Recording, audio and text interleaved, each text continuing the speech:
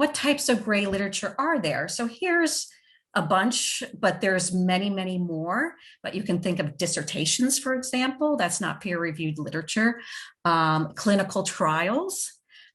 So these are trials that are ongoing, but it's not been published yet because the evidence is either the trial is not completed or the trial is completed, but it hasn't been written up in a manuscript.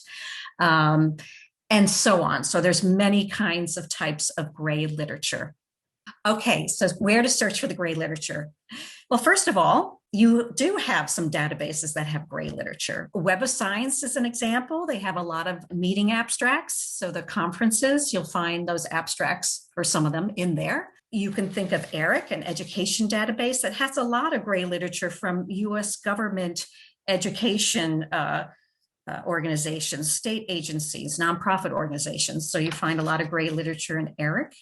Of course, there is the database that we have, Dissertations and Theses Global. And so that's dissertations from institutions all over the United States and across the world. And then you have different websites like clinicaltrials.gov. You could search on there through their clinical trials. You can go to the WHO International Clinical Trials Registry. So that's another place where you can find some clinical trials.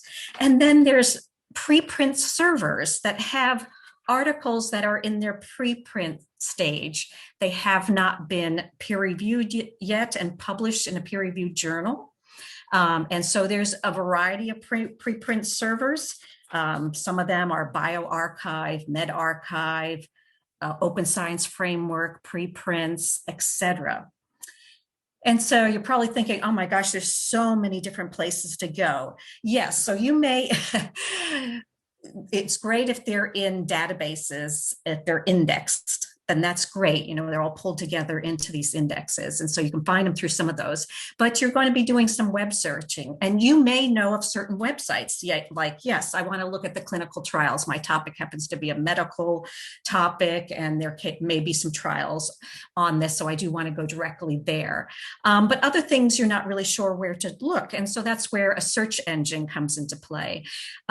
You can do some Google searches and sometimes you will end up having to do a site search like a .org and try to find things on nonprofit organization websites. You might do a .edu because maybe a academic institution has put out some gray literature.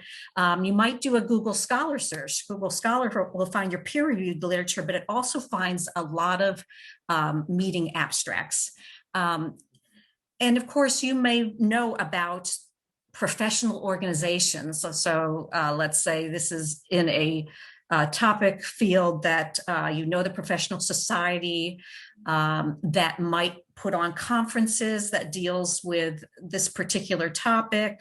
And you might go directly to their website and you might see, do they have their conference proceedings there that I can actually search through them?